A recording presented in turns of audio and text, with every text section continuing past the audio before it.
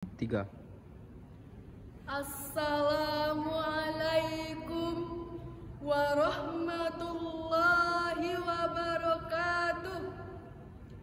Innal hamdalillah nahmaduhu wa nasta'inuhu wa nastaghfiruh wa na'udzu billahi min syururi anfusina wa min sayyiati a'malina. May yahdihillahu fala mudhillalah wa may yudlilhu fala hadiyalah.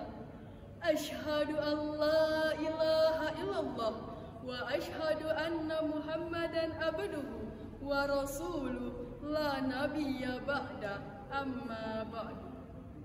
Dewan juri yang adil dan bijaksana serta hadirin wal hadirat yang dirahmati Allah. Media sosial layaknya pisau bermata dua yang membawa dampak positif dan membawa dampak negatif. Media sosial sebagai sarana berkomunikasi untuk membangun relasi agar saling terkoneksi.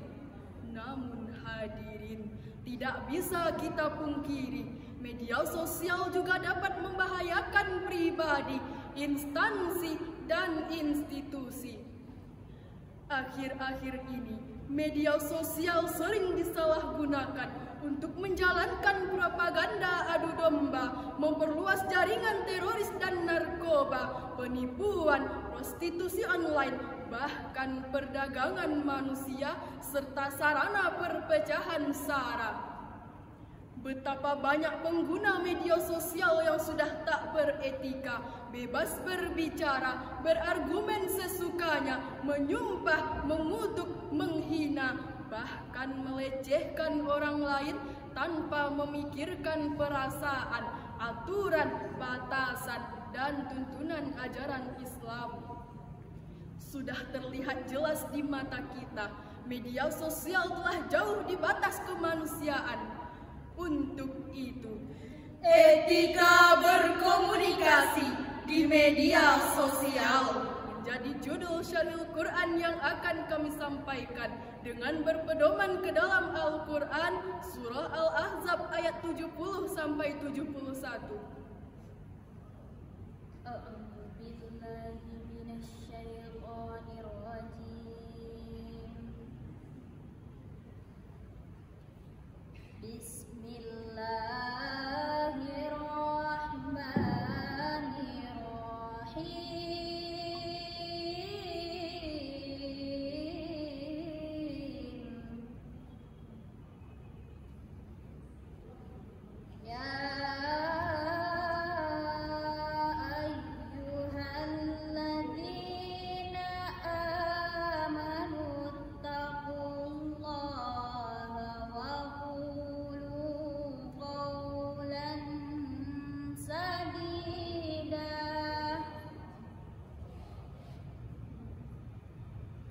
يصلح لكم أعمالكم ويغفر لكم ذنوبكم ومن يطع الله ورسوله فقد فاز فوزا عظيما. Aku berlindung kepada Allah dari godaan setan yang terkutuk dengan menyebut nama Allah yang Maha Pengasih, Maha Penyayang. Hai orang-orang yang beriman, bertakwalah kamu kepada Allah dan katakanlah perkataan yang benar. Niscaya Allah memperbaiki amalan-amalanmu dan mengampuni dosa-dosamu.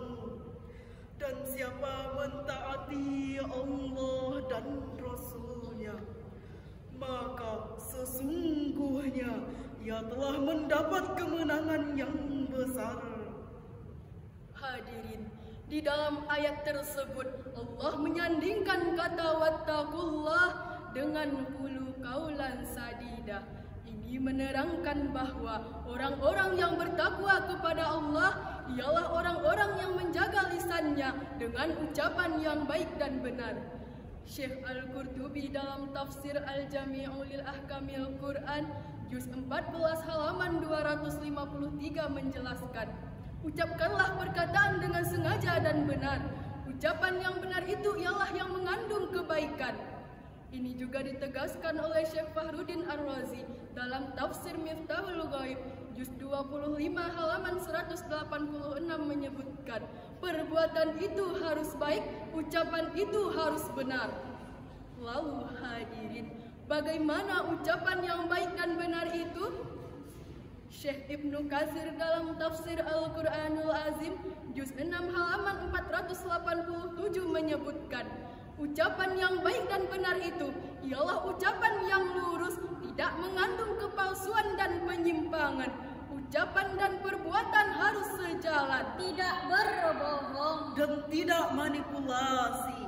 Namun hadirin, apa yang terjadi di era media sosial kita saat ini? Etika berkomunikasi semakin jauh dari kehidupan sehari-hari.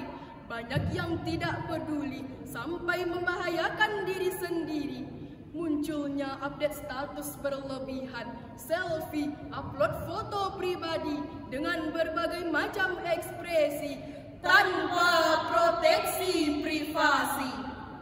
Media sosial juga mulai berubah fungsi, tidak hanya sebagai sarana berkomunikasi, tetapi juga tempat meluapkan emosi, cyberbullying, cyberhate, dan cyberhoax. Hoax tampil layaknya fakta, dikemas sedemikian rupa hingga pembaca percaya dan terpedaya, lalu disebarkan ke jagat maya sehingga menebarlah kebohongan.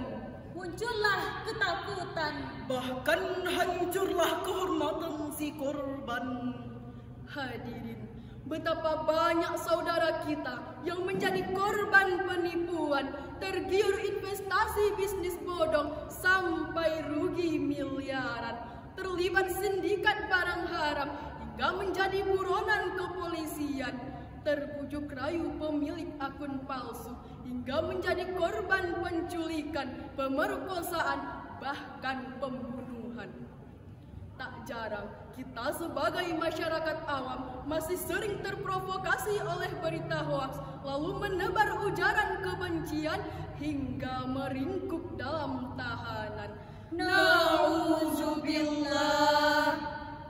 Oleh karena itu hadirin, mari kita berhati-hati bermedia sosial, baca dan pahami Undang-Undang ITE nomor 19 tahun 2019.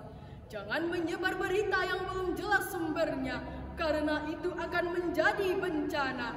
Jangan menyinggung isu SARA, karena amarah tak membara. Jangan menyebar link pornografi dan porno aksi, karena itu racun generasi. Mulai saat ini, tahanlah jempolmu. Think before you click. Saling sebelum sharing. Jadilah penyampai kebenaran. Qulu qaulan sadida. Setuju? Lalu hadirin, bagaimana tuntunan Al-Quran agar kita terhindar dari hoaks? Untuk jawabannya, mari kita simak Al-Quran surah Al-Hujurat ayat 6. Ya ayyuhalladzina amanu in ja'akum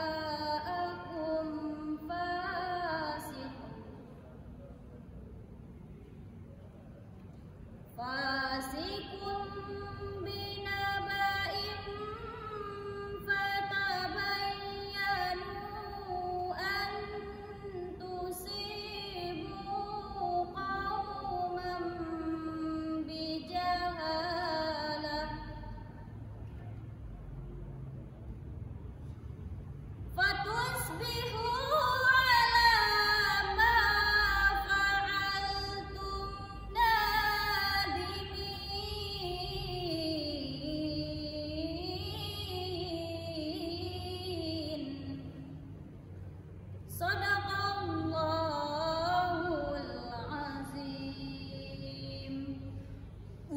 Hai orang-orang yang beriman, jika datang kepadamu orang fasik membawa suatu berita, maka periksalah dengan teliti agar kamu tidak menyebabkan musibah kepada suatu kaum tanpa mengetahui keadaannya, yang menyebabkan kamu menyesal atas perbuatanmu.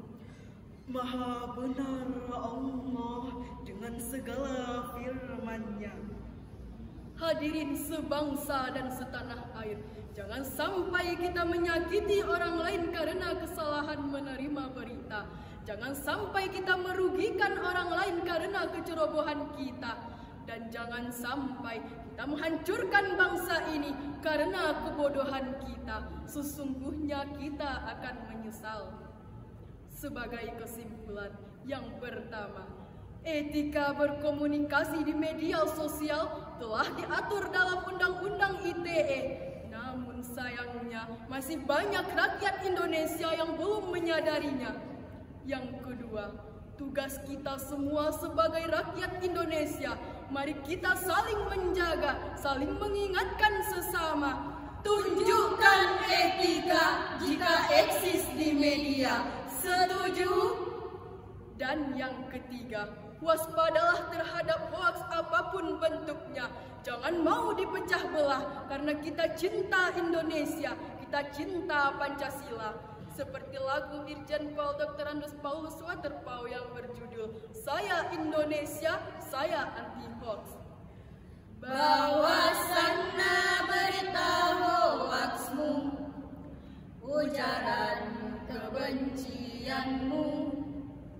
Kami cinta Indonesia, Kami cinta Pancasila, kami cinta kedamaian, kami tak dapat dipecah belah, kami tak dapat dipecah belah. Demikian yang dapat kami sampaikan. Terima kasih, mohon maaf, sampai jumpa. Wassalamualaikum warahmatullahi wabarakatuh.